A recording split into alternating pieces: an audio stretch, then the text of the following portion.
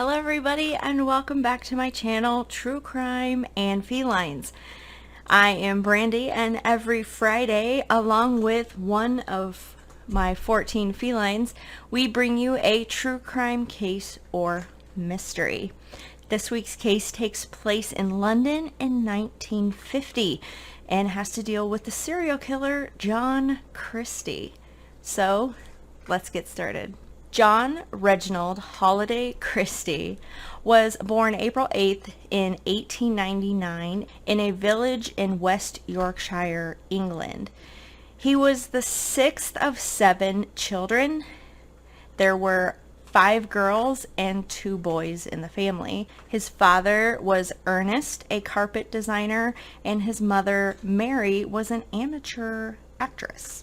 John did not have the best relationship with his father. His father, Ernest, would show very little emotion towards any of the children, and he would punish them for very trivial things. This forced John's mother, Mary, to coddle him, and she would call him her favorite child. His older sisters would bully him a lot and dress him up like a doll. This would further exacerbate the situation between him and his father because his father saw him as weak. He began to start looking at women as frustrating to deal with. Now, John's grandfather, David, was the same as his father. He didn't get along with him, and he was actually very scared of him. In 1911, when John was 12 years old, his grandfather would pass away. John would state that looking at the corpse of his grandfather brought him a sense of power because this intimidating man that he was afraid of was now just a corpse. After that, John developed an interest in death. He'd spend a lot of time in graveyards, and he would even try to open some of the crypts in order to get a view of the bodies.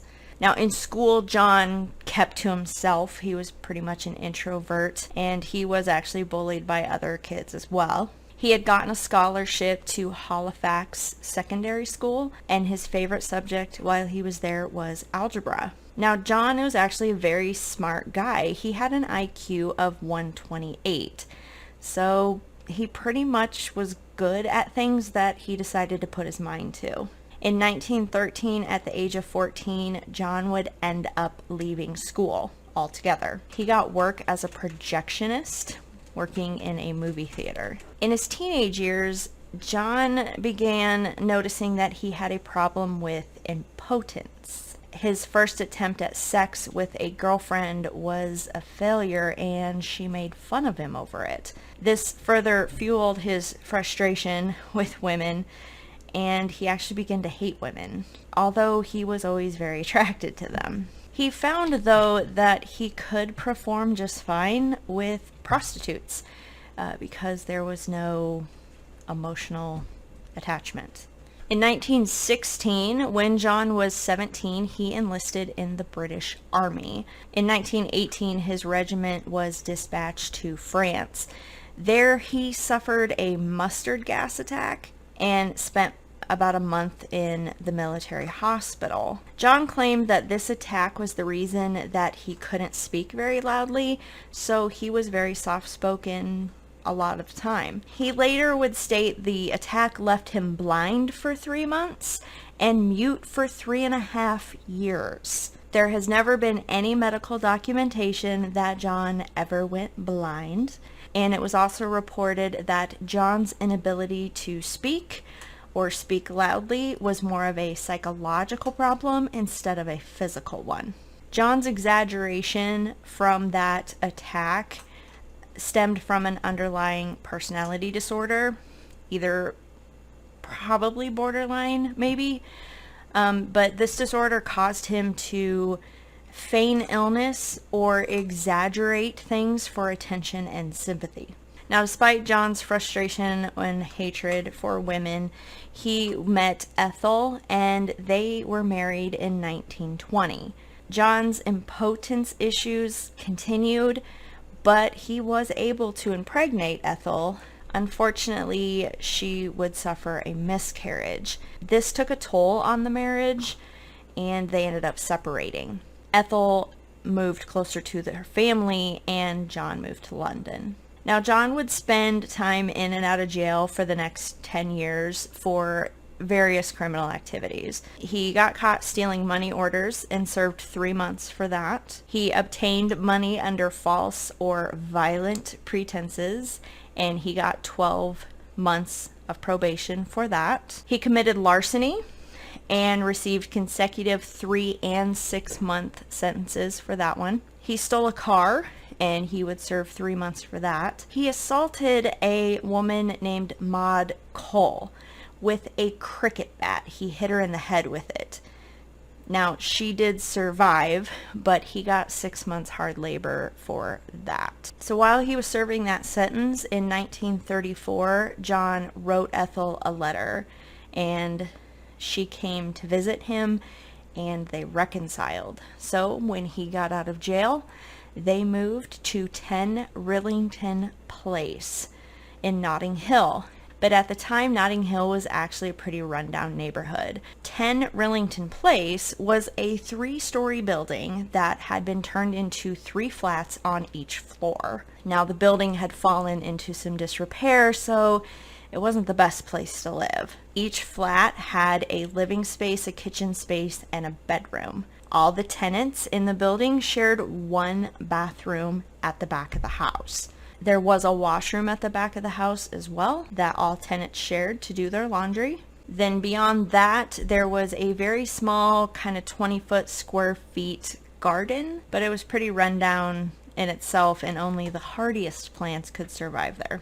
This building was also close to the train tracks, so when a train went by, the sound was deafening. John and Ethel would move into the first floor flat of that building.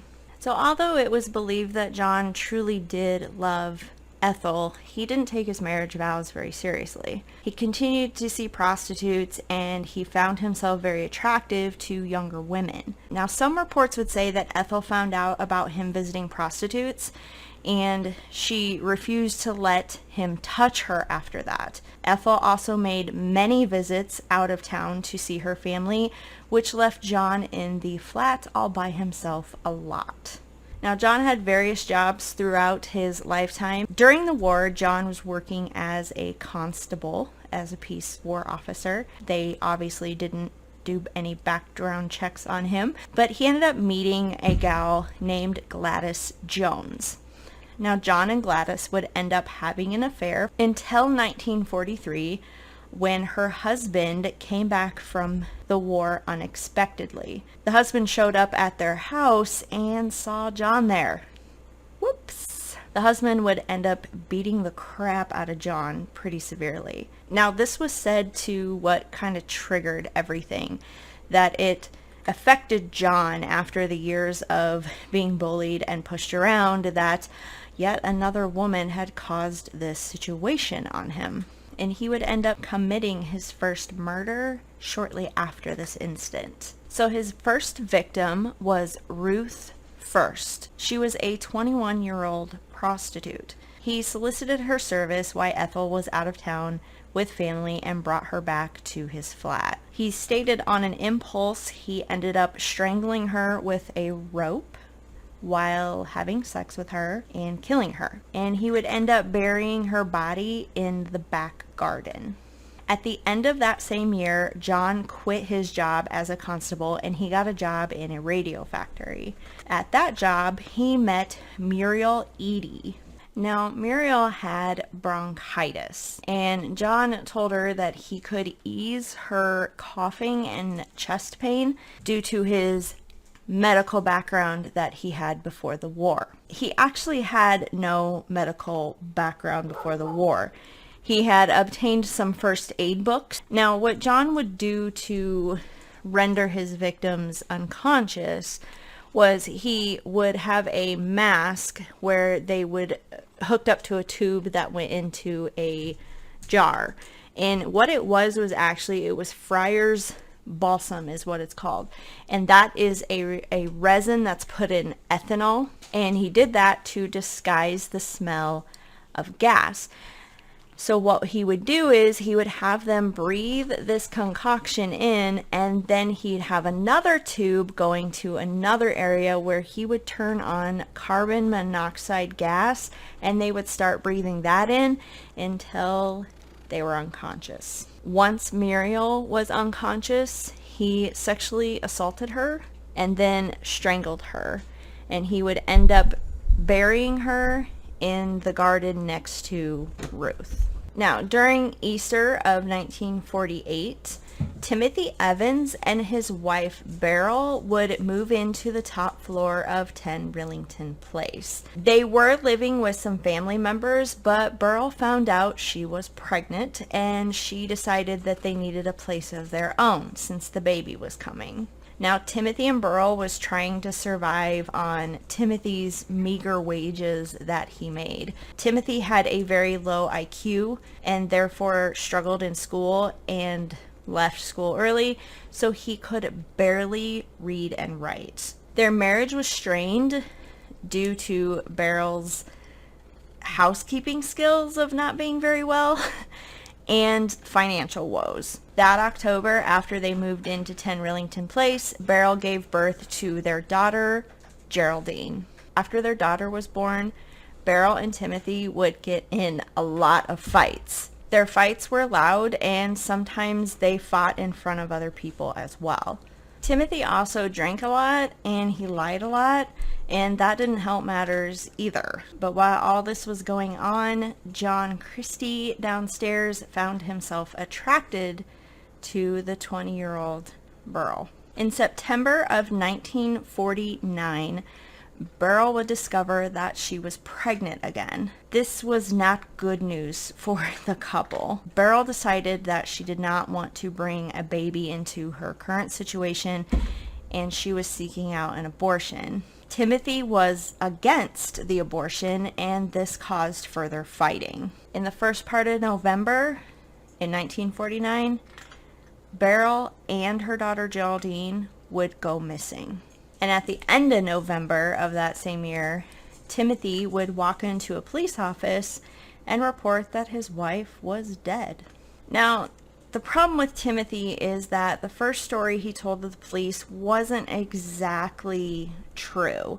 What he told the police at first is that Beryl wanted an abortion, and she found a stranger that gave her this liquid in a bottle, and that liquid was supposed to abort her baby.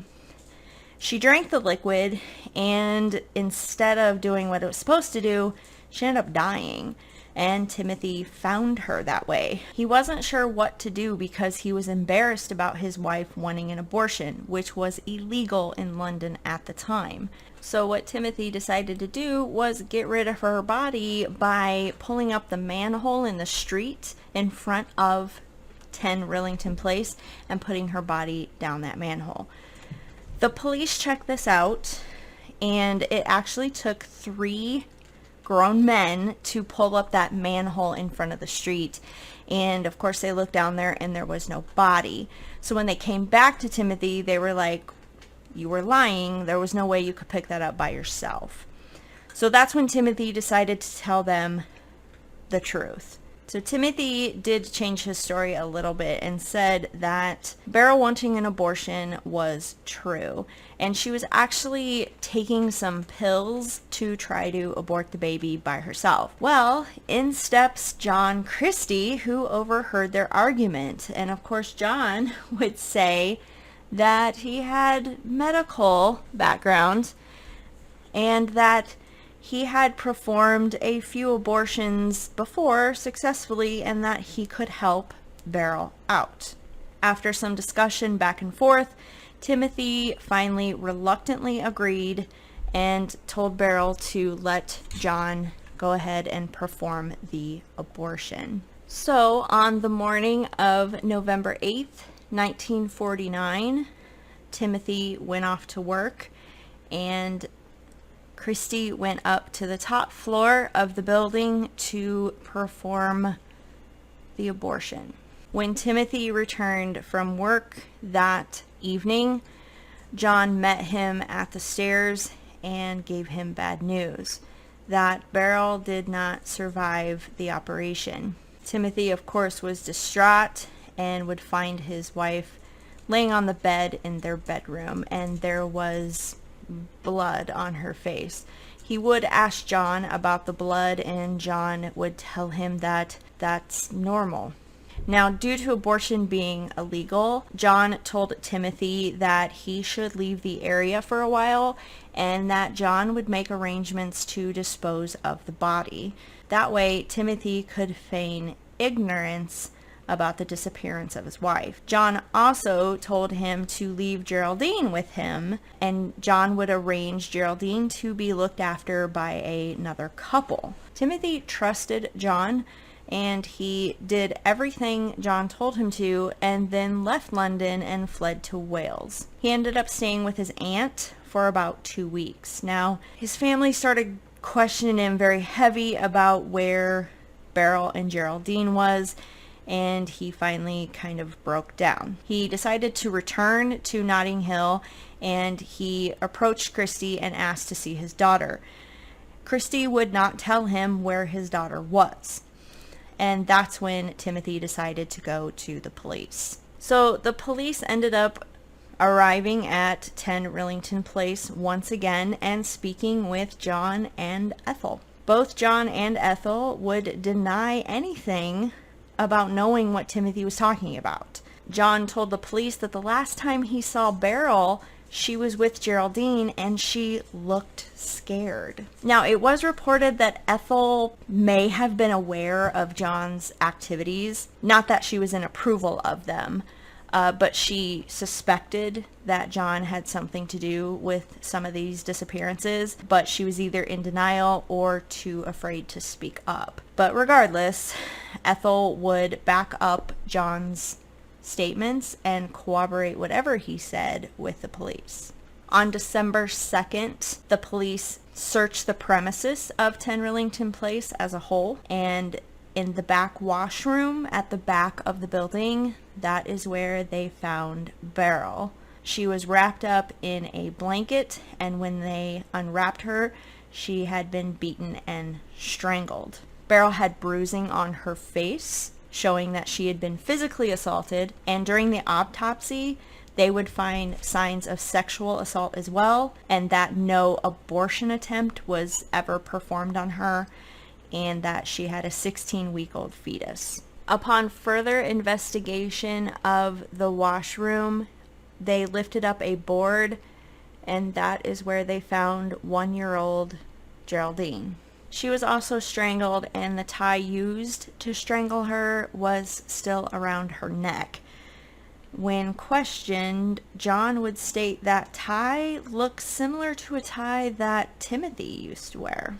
Timothy had no idea his daughter was dead until he was told by the police and charged with her murder. The garden was searched, but not thoroughly, and because the bodies were buried, John's first 2 victims were not discovered at that time. Now, during Timothy's interrogation, he supposedly confessed to the murders of both his wife and his daughter Geraldine, but it was highly debated if this confession was even legit, because it was thought to either be fabricated by the police or Timothy was coerced into it given his low intelligence and grief over his daughter. But because of this, Timothy was arrested and put on trial. Timothy would keep blaming John for these murders. Timothy's trial took place in January of 1950. John would be the key witness in this trial against Timothy. Now, John denied he even ever offered to give Beryl an abortion, as he didn't have the skills. And he denied being responsible for either one of their deaths. John would share details about the couple's arguments and Timothy's drinking. Now, although John's criminal past was brought up at the trial, including hitting Maud Cole with the cricket bat, his testimony was believed by the jury. Jury only took 40 minutes to make a decision. They found Timothy guilty of murdering his daughter, Geraldine. Now, back then, you could only be tried for one murder at a time. So many times, if they could pin a murder on someone, that's where they stopped, because then that person was executed, so it was pointless to keep going down the list of people they may have murdered. So he was officially charged with killing his daughter. For whatever reason, when the guilty verdict was read, John Christie broke down and sobbed in the courtroom. Was he feeling guilty, or was he glad he wasn't getting caught? Timothy was hanged on March 9th, 1950. So the next 3 years were pretty uneventful for John and Ethel. However, the landlord of the house that they lived in was tired of all the publicity surrounding Beryl and Geraldine's murders, and he didn't want to be associated with that building anymore. So he ended up selling the building to a West Indian immigrant. Now this new landlord would start renting to other immigrants. Now John and Ethel did not like this because they were racist against these foreigners. Ethel would end up accusing one of the foreigner tenants of assault, and this would end up in where John would make a negotiation with the tenant that only John had exclusive access to the garden and nobody else could go back there. In return, he would not press charges on the assault. So yeah, wonder why that happened. Now, John had not killed anybody since Beryl, supposedly, so his itch was kind of coming back. For some reason, Ethel was not going out of town as much as she used to, and John saw this as an obstacle. Was Ethel trying to prevent John from further activities? But unknown events led up to the morning of December 14th, 1952.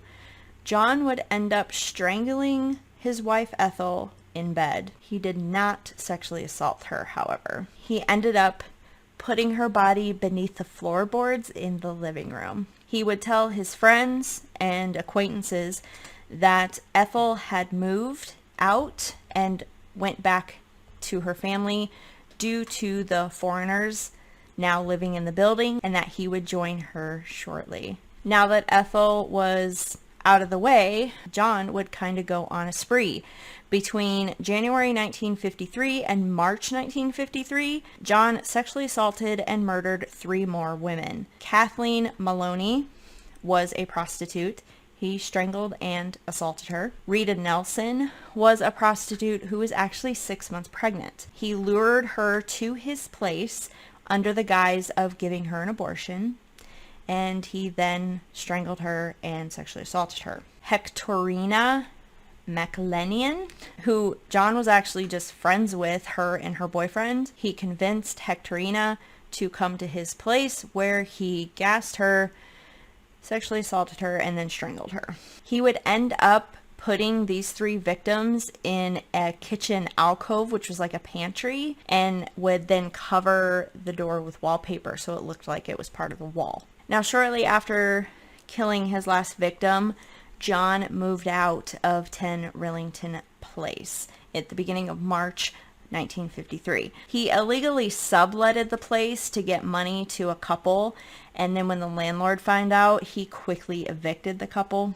Now that the bottom flat was empty, another tenant from upstairs asked if they could use the kitchen downstairs since they were having problems in their flat, and the landlord allowed him to. Right away, when the tenant walked in, he noticed a very foul smell. He didn't know what it was and decided that the kitchen just needed a good cleaning, and he liked listening to the radio as he did his work. So when the attendant attempted to put up a shelf to put his radio on, he discovered the wallpapered over alcove. He ripped down the wallpaper to find a door, and when he opened that door, that's where he saw 3 bodies and called the police. A complete and thorough search was finally done of the property, and along with the 3 bodies in the alcove and finding Ethel in the floorboards, they actually end up finding the 2 bodies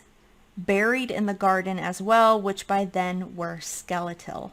So then the search began for John. Now, John was pretty much homeless at this time, and he spent a lot of time in and out of hostels. He had a little money on him still because he sold Ethel's wedding ring and sold all the furniture from his flat before he moved out. He was walking down by a river when another constable saw him and recognized him and immediately took him into custody. So at the end of March in 1953, John was caught.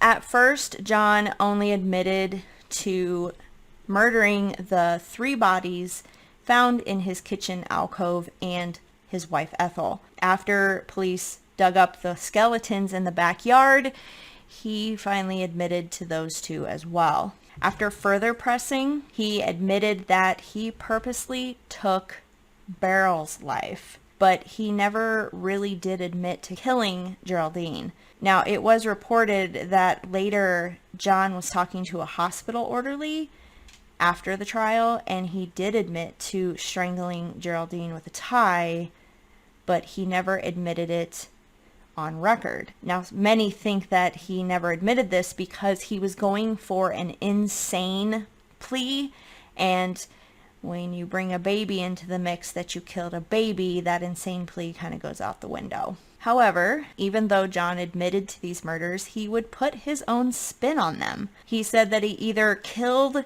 due to self-defense or he killed out of mercy. He stated that Beryl actually wanted to take her own life, and so he complied. He stated his wife Ethel was having some sort of an episode in bed where she was bleeding from every orifice, so he ended up strangling her to put her out of her misery. With the others, because most of them were prostitutes, he stated they were of ill repute. Now, because of how they did it at the time, Christie was only charged with his wife Ethel's murder. His trial started in June 22nd, 1953. John would claim that he didn't remember most of these events because he would just black out. He also wanted to go for the insane offense, so he would tell people that he was ill and sick and everything.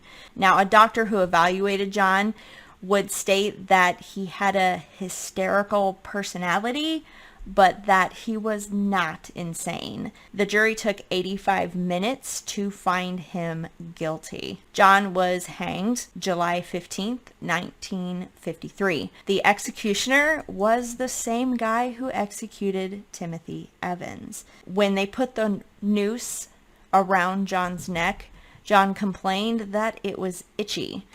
The executioner replied, "Don't worry, it won't be a bother soon." Now, it was speculated that John may have had more of a body count than what was found at 10 Rillington Place. He kept souvenirs of his victims, and they found a tobacco box that had pubic hairs in it. And some of those hairs did not match the bodies that were found. However, later a crime historian would say that he felt there was no other victims, that John wouldn't go outside of his comfort zone, and he wouldn't kill outside of where he was comfortable with, which was 10 Rillington Place, and he wouldn't deviate from his standard methods. Now, Timothy Evans' family wanted to push to prove that Timothy was innocent in the end, and in 1966, Timothy was pardoned of killing his daughter. Unfortunately, he was hanged, so that can't be undone. However, this and subsequent other cases that came after John Christie and Timothy Evans would start a conversation around the death penalty and if it still should be done. In 1965, the United Kingdom suspended the death penalty and shortly thereafter abolished it. In 2003, Timothy's surviving family, which included his sister, received compensation for what they called a miscarriage of justice on his case. Now, on the Sundance Channel, there is a great 3-episode series called Rillington Place that is a very good watch. I will link it down below if you are interested. So what are your thoughts on this case? Do you think John had more victims than what was found at 10 Rillington Place, or what he admitted to? I would love to hear what you think in the comments down below. Please don't forget to subscribe or give a like to this video, and we'll be back next Friday with a new case or mystery. Thanks, guys. Bye.